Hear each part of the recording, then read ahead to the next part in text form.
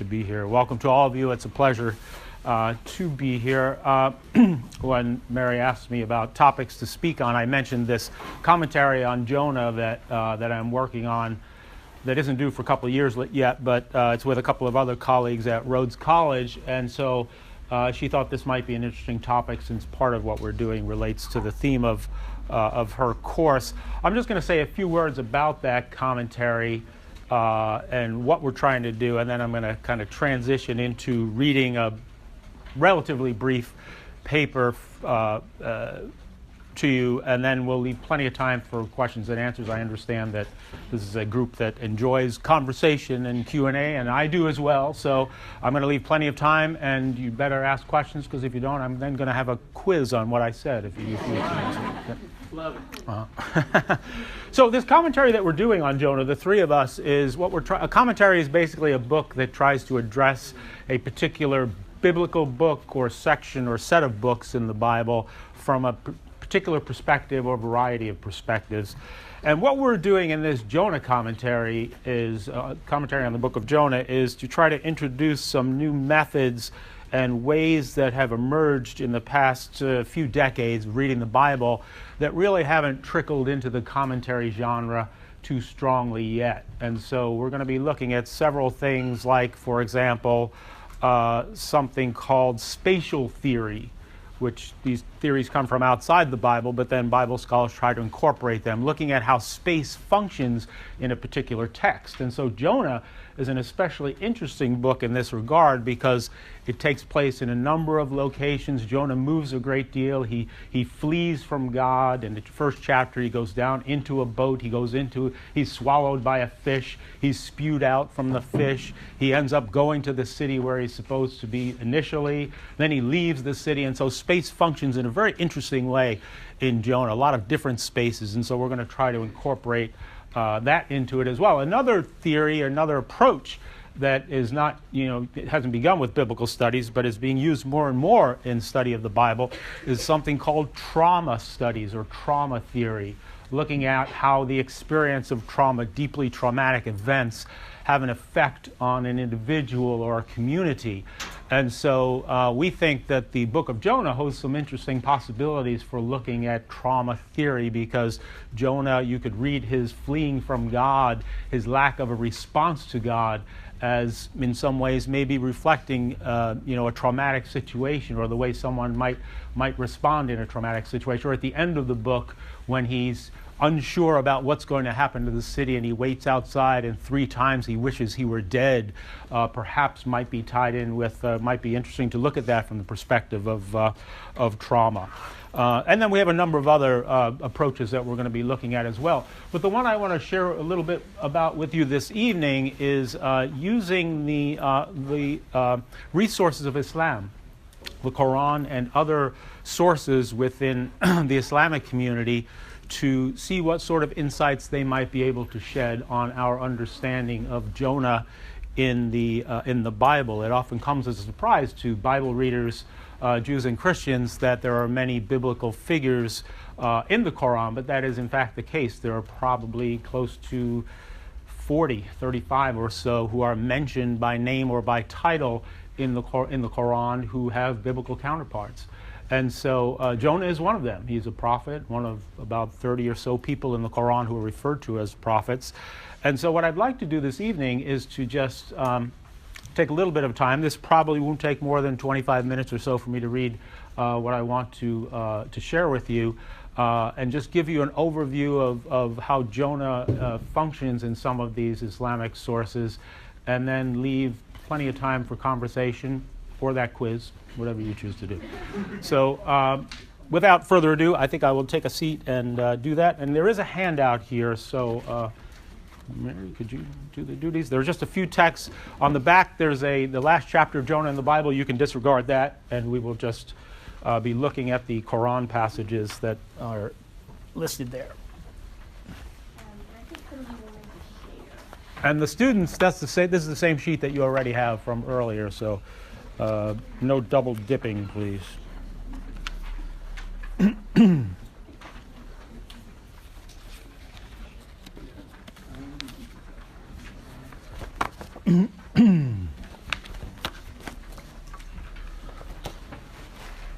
All right. There's a lovely young lady here who would like a seat. Do I have a chivalrous male?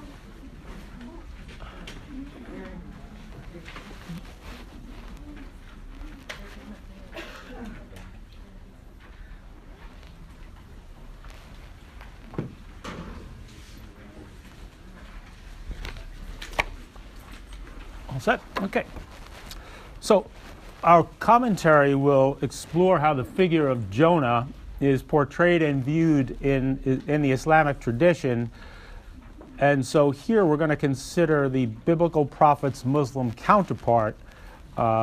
He's one of approximately 40 characters, as I just mentioned, who are mentioned in both the Bible and the Qur'an.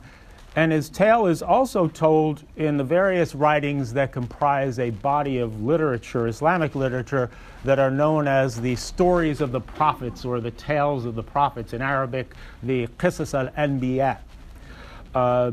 Time limitations require that I could only give you an overview of how he's presented in some of these sources. But I want to do so in a way that tries to highlight the fact that the Muslim Jonah is no less slippery a character than he is in the Bible, both within the Islamic sources themselves and also in relationship to his biblical alter ego. In addition to these Muslim texts that I'll be talking about, Jonah is referred to in a more limited fashion in the hadith material in Islam that records the sayings and the actions of the Prophet Muhammad. But because the references to him there in the hadith material are more general and don't really relate directly to his biblical story, I'm not going to discuss them here. So the slippery nature of the Muslim Jonah is due in no small part to the slippery nature of the Islamic sources themselves. When it relates traditions about biblical figures, it is quite clear that the Qur'an assumes that its audience is already familiar with those biblical stories. One effect of this familiarity is that there are often gaps in the Qur'an's accounts of the lives of Jonah and other biblical characters. Because their stories are so well known, details are kept to a minimum and all the narrative dots are not always connected. In addition, these stories are typically told in a manner that Islamizes them. It makes them Islamic or Muslim, since the characters are often presented as proto-Muslims and themes are highlighted that cohere with Islamic theology or Islamic thought. This has led one scholar to recently describe the Qur'an as an interpretation of the Bible. It presents biblical characters and traditions in ways that are both familiar and strange to Bible readers as they are repackaged to fit their Islamic context. I was talking to the students in this room a little earlier today, and I said I think the kind of the classic case of this in the Qur'an is Noah, whose story is told in Genesis chapters 6 to 9. Now, students already know the answer to this question, so you cannot answer it, but here's a little Bible trivia.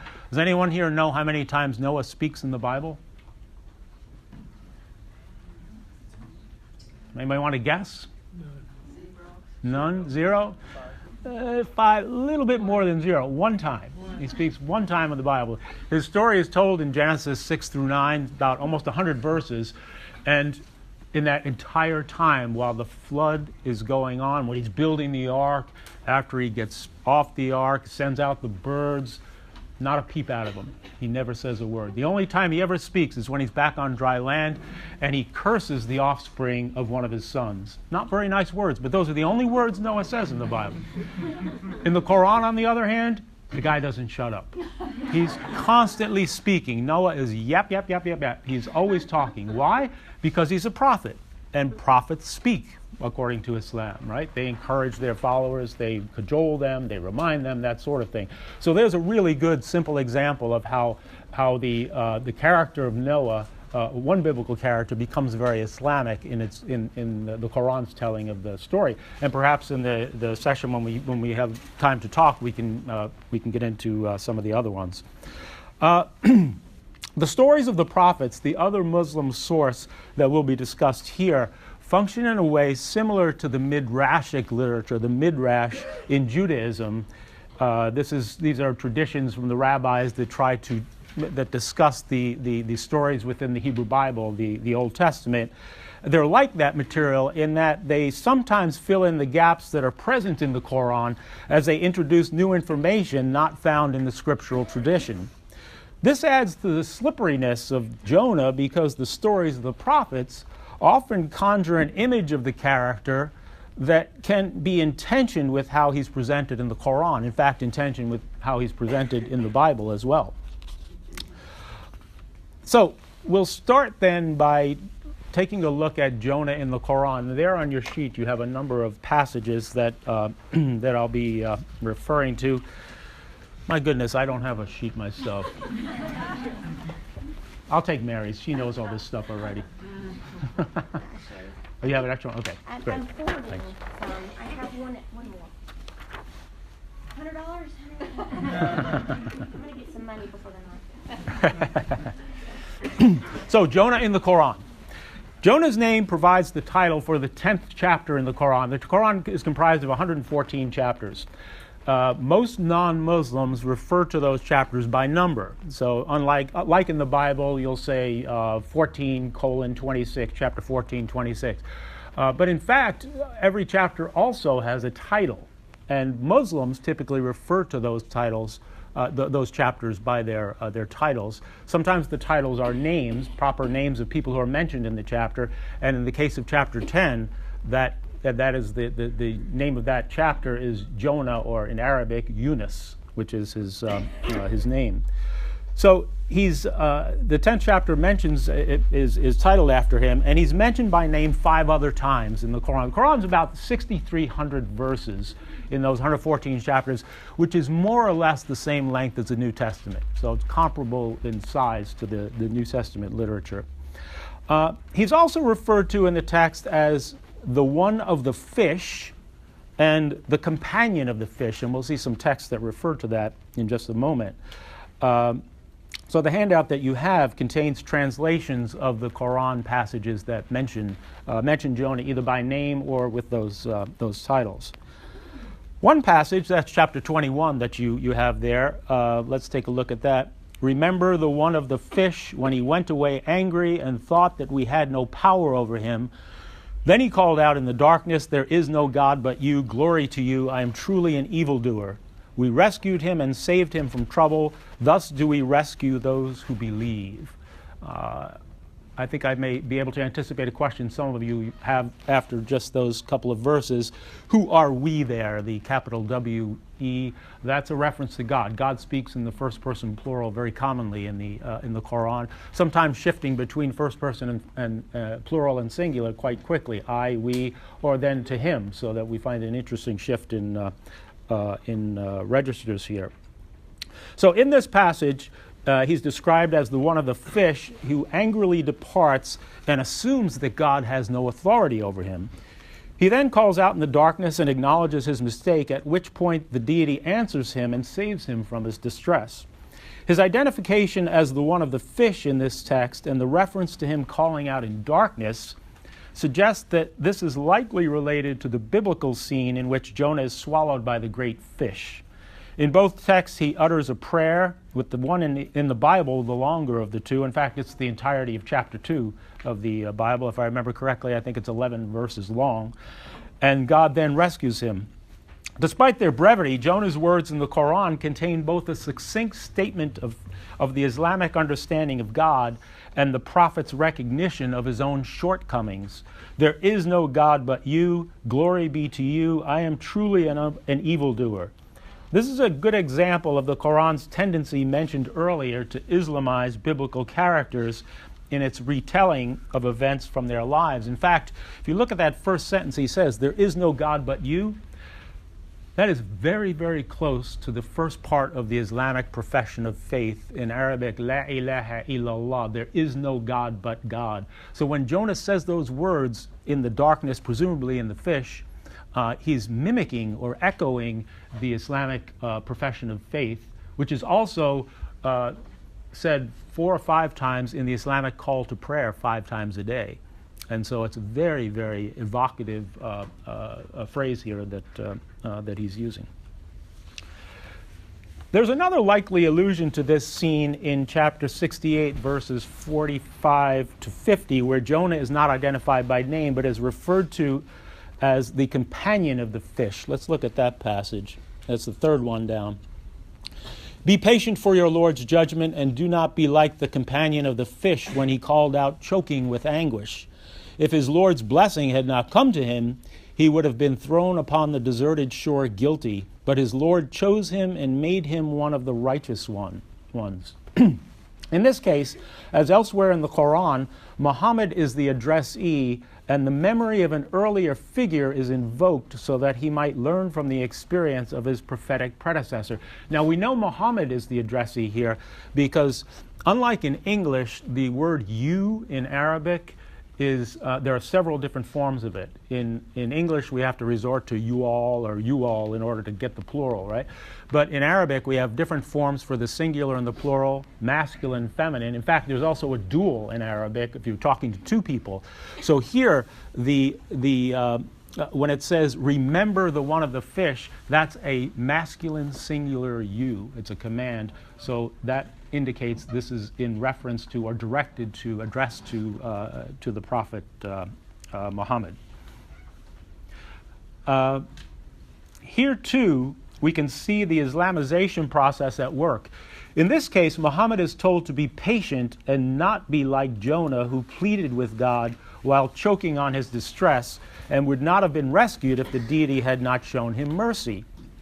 Muhammad is urged to have the trust and confidence in God that Jonah lacked. It's quite interesting, by the way, that Muhammad, a prophet, is being told to not be like another prophet. This is very, very rare in the Quran because normally prophets are considered to be impeccable people. In fact, this word on the board here, isma, in Arabic means sinlessness, and that's part of the tradition about prophets that develops in Islam, that they are sinless. So the fact that Muhammad's told not to be like Jonah is really quite unusual in this case.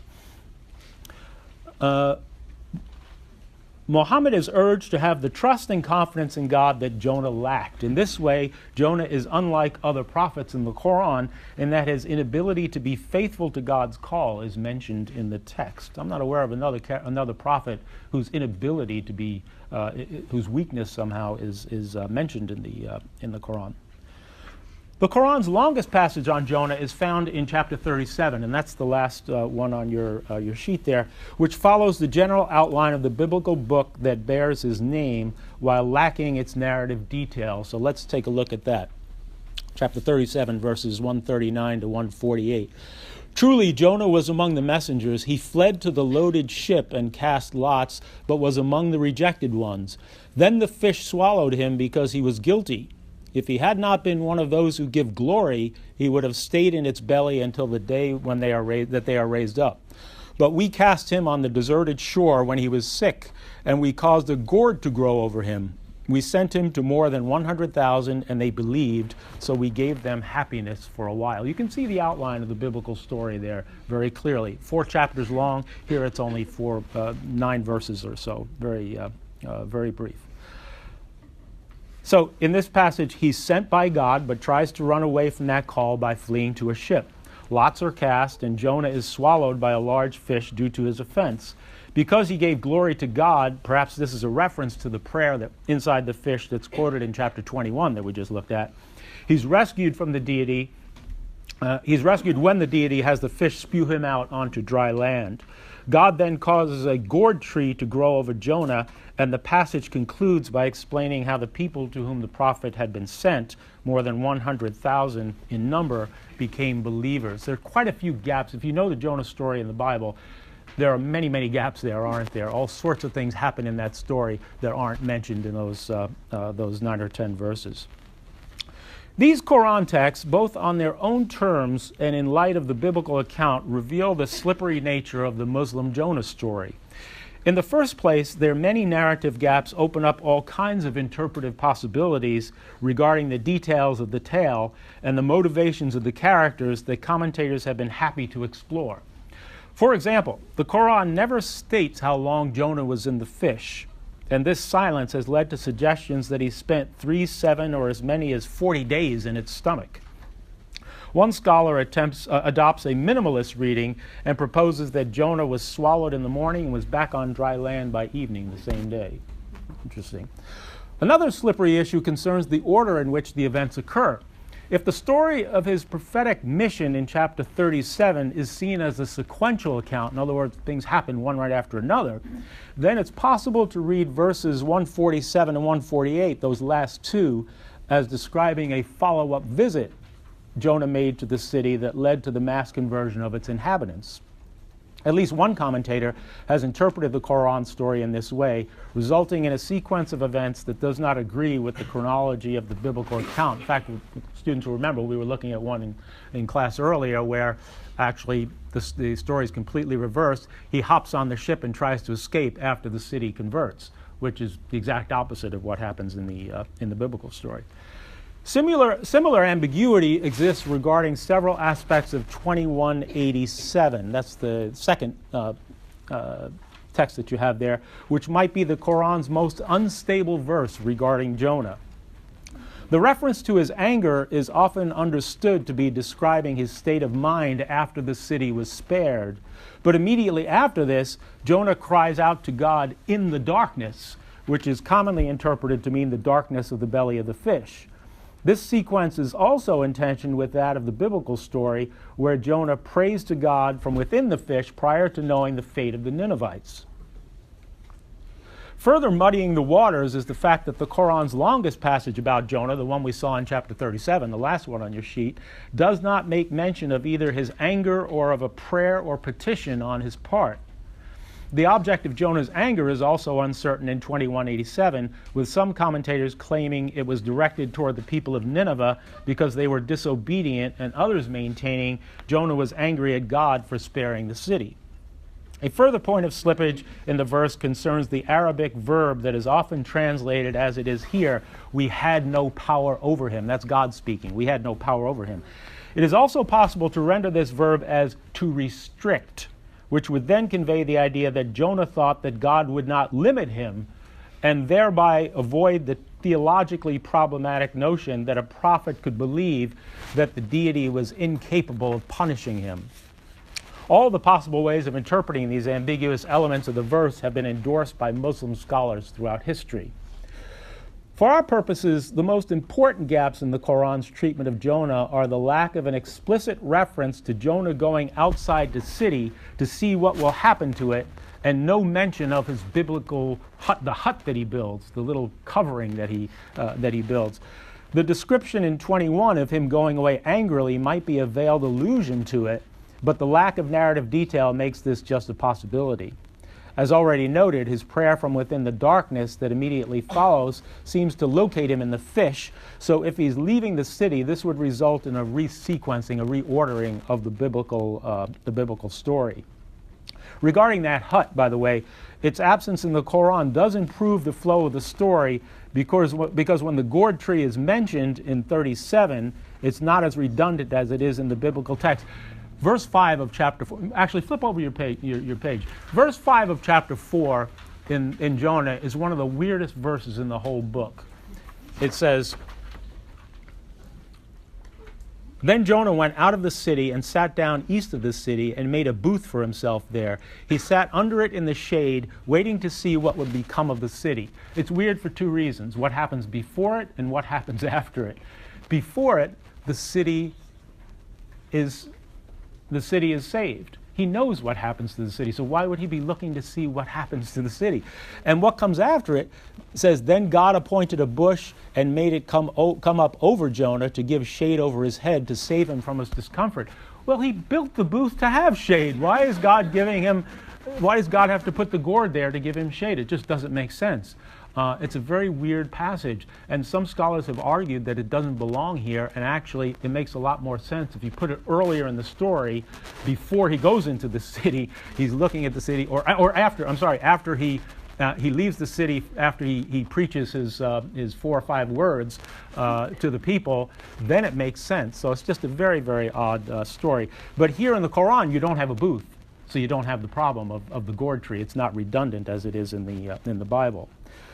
But here, too, tensions with the biblical chronology loom again, because if the passage is read sequentially, God provides Jonah with shade from the gourd tree right after he's expelled from the fish and prior to his being sent to the city. When viewed in relation to his biblical counterpart, the Jonah of the Qur'an is indeed a slippery prophet. Okay, let's turn now to the second part here, is some consideration of the Jonah in the stories of the prophet. And here we're going to look at just one example of how Jonah is presented. There are probably a half dozen or so different collections of stories of the prophets in Islam.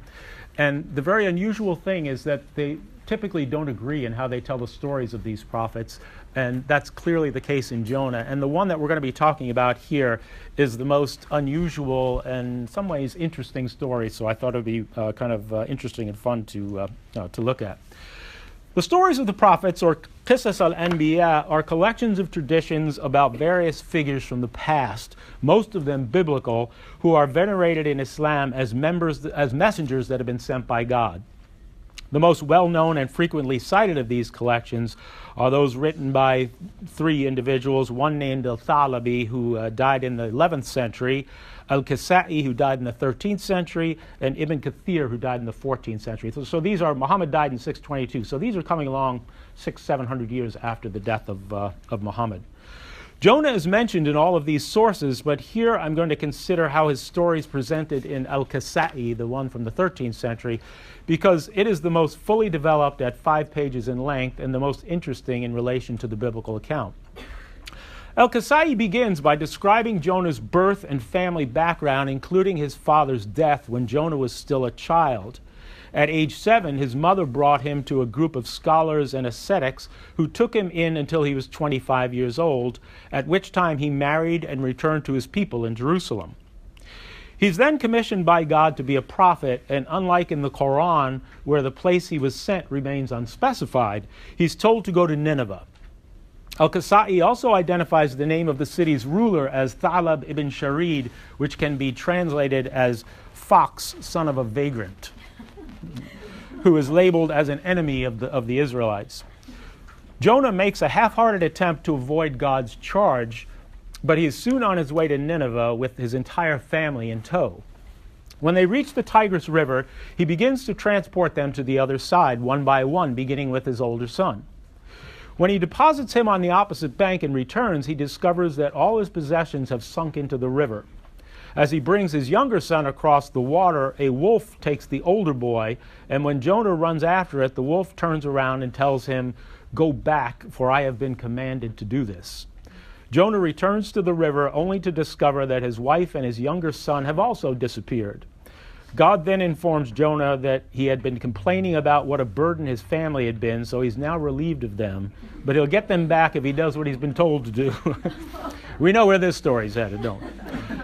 Jonah proceeds to Nineveh and delivers his message to its inhabitants, a message that appears to be modeled on the Islamic profession of faith that states, "I witness there is no God but God, and Muhammad is God's messenger."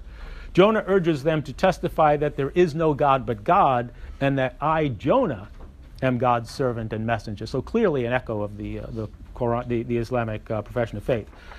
The Ninevites beat him and curse him, but Jonah continues to deliver his message for 40 days to no avail. God then tells him to leave the city because they won't believe until they're punished for their lack of belief. Jonah goes out on a high hill to see what will happen as God tells the angel Gabriel to go to Malak, the warden of hell, and have him send sparks the size of thunderclouds on Nineveh. I told you this is a weird story, right? As the sparks fly, the king tears his clothes and orders his people to do the same, and they all express their repentance and ask God's forgiveness. At this point, Jonah sees a ship about to set sail, and he hops on board. A storm rises, and the crew begins to pray, but Jonah does not join in because he's lost his family. The crew believes the storm is Jonah's fault, and they cast lots to determine if he's the cause. They write each person's name on a lead ball that is cast into the sea, and when the one with Jonah's name on it floats to the surface, their suspicions are confirmed. Just then a great fish appears with its mouth open and says, "Jonah, I've come from India in search of you." Jonah jumps into the water, and the fish swallows him and takes him first to the Mediterranean Sea and then to a place called the Coral Castle. God orders the fish to cast Jonah out on the bank of the Tigris River, and he emerges like a featherless chick, the passage says, all skin and bones, weak and blind. You might remember in the Qur'an there's a reference to him being sick in one of those passages. The deity then causes a 4-branched gourd plant to grow over Jonah, and he stays under it for 40 days. It becomes a mini ICU where Gabriel comes and rubs his hands over Jonah's body, restoring his skin and eyesight. God then sends a gazelle to give Jonah milk to revive him. There's also a spring of water under the gourd where Jonah drinks and does his ablutions. After the 40 days, he wakes up to see that the tree has dried up and the gazelle is gone, and he weeps. God responds with a question similar to the one that closes the biblical book. Jonah, you weep over a gourd and a gazelle, but you do not weep over 100,000 of my servants? Jonah then takes off on a return trip to his homeland, and 3 times on the journey he has encounters with people that cause God to ask him variations on the same question regarding his lack of concern for the people of Nineveh. After this, he's reunited with the lost members of his family. He enters a city and hears a man saying he will give 100 dinars to whoever takes the woman he is with to her husband Jonah, son of Matthew. He learns that the lord of the village saw the woman on the bank of the Tigris and took her for himself. His hands withered up when he tried to have his way with her, but she prayed for him and his health was restored. The 100 dinars are from the Lord, who wants to return her to her family. Jonah offers to take her, and the man gives him the money, but their reunion is not described in any detail. They then enter another village where a man is selling fish. Jonah buys one, cuts it open, and discovers all his wealth in it. Then he sees a man riding an ox with a young boy behind him who turns out to be his younger son. The man explains that he's a fisherman and he found Jonah's son in his net one day. A little further on, they come upon a shepherd who is none other than his older son.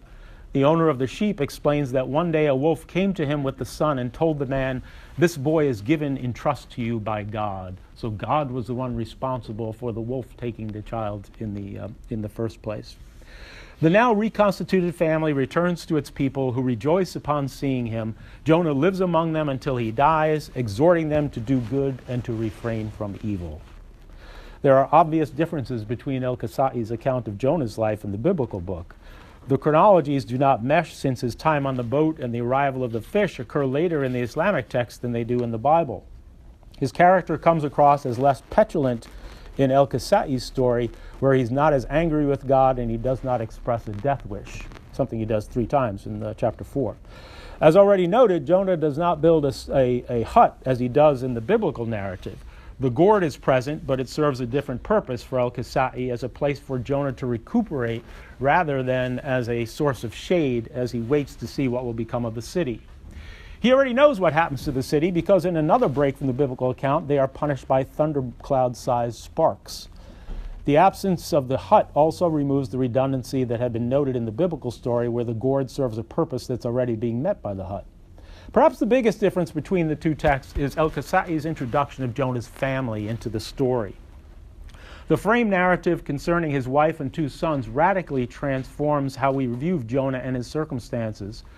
This isn't the story of a solitary prophet who reluctantly goes on a solo mission, and the details of his family remain a mystery except for his father's name. No, it is the story of a man who loses everything, including his possessions, his health, and his loved ones, only to get it all back again after he learns an important lesson about the nature of God. Sound familiar? True to form, Jonah stays slippery to the end, as El-Kasai has him morph into a doppelganger of Job. We'll have much to play with, including a family, a talking wolf, gigantic sparks, a fish by way of India, a coral castle, and no hut, when we explore what Jonah's Muslim look-alike can contribute to our commentary.